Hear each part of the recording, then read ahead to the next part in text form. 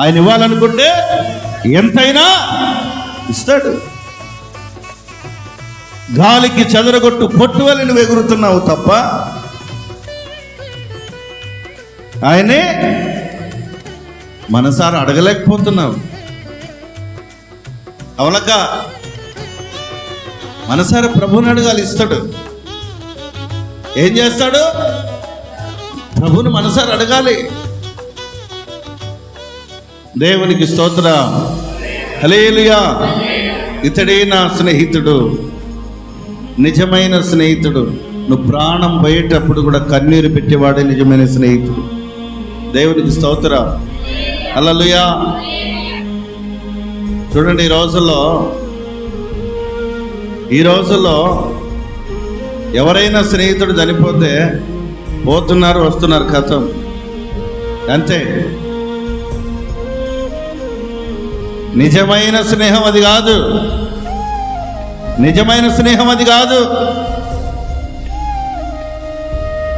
అతడు యవనస్తుడు చావడానికి కారణం అనేక బోలెడున్నాయి. ఆ చెడు ప్రవర్తన నుంచి విడిపించి సరి అయిన మార్గంలో నడిపించేవాడు నిజమైన స్నేహితుడు. దేవునికి స్తోత్రం.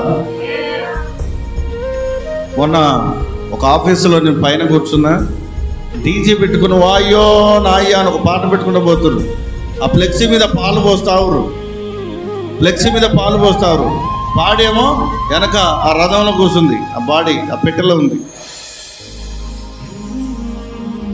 ఏందని ఎంక్వైరీ చేస్తే దాని వెనకాల అనేకమైన కారణాలు. దేవుని బిడ్డారా, స్వార్థముతో నిండి ఉన్న ఈ దినాల్లో మన భక్తిని మనం కాపాడుకుంటూ నిజమైన స్నేహితుడితో సహవాసం చేయాలి. ఎవరితో సహవాసం చేయాలి? మన నిజమైన స్నేహితుడితో సహవాసం చేయాలి. ఒక్క మాట మీరు చదవండి, సామెతలు 27:6 చదవండి. 27వ అధ్యాయం 6 ఒక అద్భుతమైన మాట రాయబడి ఉంటుంది ఇక్కడ. మేలు ఏంటంట? మేలును కోరి స్నేహితుడు గాయములు చేయును. దేవునికి స్తోత్రం చెప్తారా? హల్లెలూయా. స్నేహితుడే కదా మేలు కోరి గాయాలు చేస్తాడు. అరే నానా, నువ్వు చేసే పని కరెక్ట్ కాదు అని చెప్పినప్పుడు ఈ స్నేహితుడు అర్థం చేసుకోడు. హల్లెలూయా. నువ్వు వెళ్ళే మార్గము సరి అయినది కాదు అని నిజమైన స్నేహితుడు చెప్పినప్పుడు వినరండి. ఆ మాట వింటారమ్మా? వింటారా?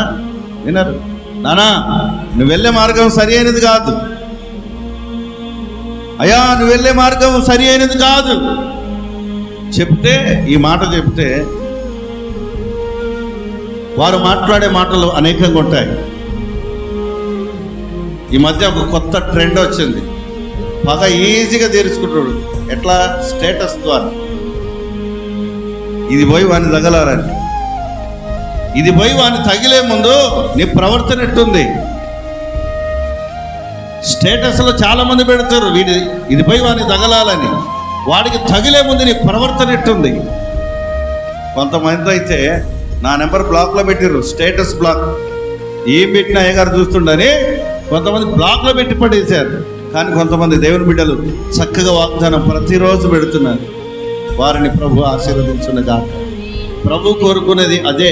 నా పిల్లలు సత్యమును అనుసరించుచున్నారన్న మాట కంటే నాకు ఎక్కువ ఆనందం ఏముందంటారు. కొంతమంది ఎచ్చులు ఫోజులు ఇట్ట దిగి స్టేటస్. ఎందుకై పనికి మాలినాయి? దేనికా పనికి మాలిన ముఖం? అందం మోసకరం, సౌందర్యం వ్యర్థం. దాని బదులు ఒక వాగ్దానం పెట్టు. అవతలుడు హృదయం కదులుతుంది. అతడితో ప్రభు మాట్లాడతాడు. ఆమెతో ప్రభు మాట్లాడతాడు. పాపంలో ఉన్నవాడు విడిపించబడతాడు, శోధనలో ఉన్నవాడు విడిపించబడతాడు. ఒక వచనం పెట్టు, అవతలున్నవాడికి ఆదరణ కలుగుతుంది. నీ పాడు ముఖం చూస్తే ఏమొస్తుంది? నీ దరిద్రం చూస్తే ఏమొస్తుంది అవతలుడికి? దేవునికి మహిమ కలుగునుగాక.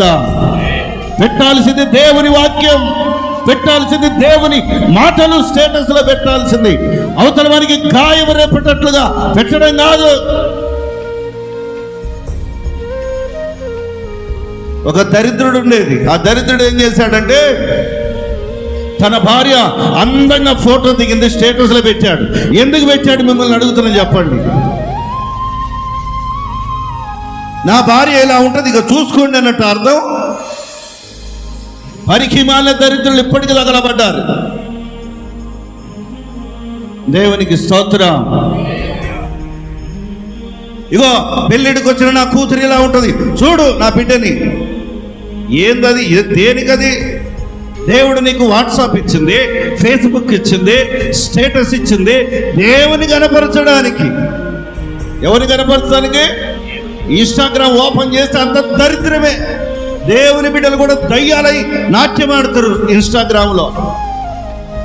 దేవుడు విడిచిపెడతాడా? వాగ్దానం పెట్టరాదు, ఒక వాక్యం పెట్టరాదు, ఆదరణ కలుగుతుంది, ఎంతో మంది రక్షించబడతారు. దేవుడు నిన్ను ఎన్నుకున్నది, దేవుడు నిన్ను రక్షించుకున్నది దేనికి? నీ ద్వారా అనేక ఆత్మలు రక్షించబడాలని. ఇంట్లో ఒక చెట్టు పెట్టావు, ఏం ఆశించి పెట్టావు? ఏం ఆశించి పెడతారు? ఫలాలు. నిన్ను కూడా ఒక ఫలంగా ప్రభు ఇక్కడ ఒక విత్తనముగా నిన్ను నిలబెట్టాడు, నిన్ను రక్షించాడు. నీ ద్వారా అనేక మంది రక్షణ పొందాలి. సినిమా పాటలు, పనికి వాళ్ళ పాటలు, ఆ సగం బట్టలు వేసుకున్న హీరోయిన్ల వీడియోలు సిగ్గుండాల కొద్దిగా పెడతానికి. ఈ లోకంతో కాదు స్నేహం, పనికి మాలిన స్టేటస్లతో కాదు స్నేహం. నిజమైన స్నేహితుడితో సహవాసం చేయాలి. ఎవరండి నిజమైన స్నేహితుడు? యేసు ప్రభు కాదా? దేవుడు కాదమ్మా? నీకు ఆపద వస్తే ఎవరికి మొరపెడతావు? పాస్టర్ గారు నీకు మొరపెడుతున్నా, సుదర్శన్ పాస్టరు నా అప్పులు తీర్చు, నాకు మొరపెడతావు? ఎవరు మొరపెడతావు? యేసయ్యకు. ఆయనతో సహవాసంలో ఉండు. పనికి మళ్ళీ పనులు చేసుకొని, లేనిపోని వాటితోనికి వెళ్ళి జీవితం నాశనం చేసుకొని, డబ్బు పోగొట్టుకొని దేవుణ్ణి విడిచిపెట్టి దరిద్రులు అవుతున్న వ్యక్తులు చాలా మంది దరిద్రులై నాశనం అయిపోతున్నారు చెడు సహవాసాల ద్వారా. ఇక్కడ ఒక మంచి మాట రాయబడింది. ఏంటంట? మేలును కోరి స్నేహితుడు గాయములు చేయును, పగవాడు లెక్కలేనని ముద్దులు పెట్టును. ఇది లోకం. అపవాది నిన్ను ముద్దు పెడతాడు, లెక్కలేనని ముద్దులు. వ్యర్థ. నేను చెప్తాను, 100 ముద్దుల కంటే ఒక గద్దింపు గొప్పది. స్తోత్రం చెప్తారా? 100 ముద్దుల కంటే ఒక్క గద్దింపు చాలా గొప్పది. ఇలా ఏది గొప్పది చెప్పండి? ముద్దులు గొప్పయా? గద్దింపు గొప్పదా? గద్దింపే గొప్పది. నీ ప్రవర్తన జారిపోయి ముద్దుల వైపు వెళ్తున్నావు కనుక నీ గద్దింపు అవసరం. అందుకనే నిజమైన స్నేహితుడైన దేవుడు ఏం చేస్తాడు? నాలాంటి వాళ్ళ ద్వారా, మీలాంటి వాళ్ళ ద్వారా గాయము కలిగేటట్టుగా మాట్లాడతాడు ప్రభు. మాట్లాడినప్పుడు ఏం చేయాలి? మనము ఏం చేయాలమ్మా? సరి చేసుకోవాలి. ఏం చేయాలి? సరి చేసుకోవాలి. సరి చేసుకోవాలి. ఈరోజు ఆదివారం, లోకం ఫుల్ ఎంజాయ్లో ఉంది. నువ్వు ఉండాల్సింది ఎంజాయ్లో కాదు, నువ్వు ఉండాల్సింది ప్రభు సహవాసంలో ఉండాలి. ఎవరు సహవాసం? ప్రభు సహవాసం. ఈరోజు ప్రభు సహవాసంలో గడిపితే నీకు ఎనలేని ఆనందం. ఆదివారం దినం ఏందో తెలుసా? నీ ప్రతి సమస్య ప్రభువుకు చెప్పుకునే సమయం ఇది. ప్రభువును కలిసే సమయం ఆరాధన.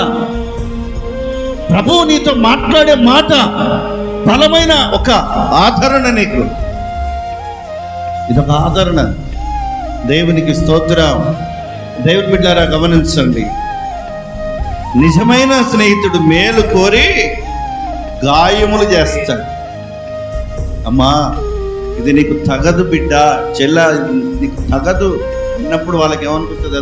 అమ్మ అయ్యగారికి తెలిసిపోయింది కదా, ఇక ఈ చర్చికి పోవడం బంధు. ఏ చర్చికి పోవాలా? పండ్లు ఓడిపోయిన చర్చికి పోవాలి. ఆల్రెడీ పళ్ళు ఓడిపోయిన చర్చీలు ఉంటాయి చాలా.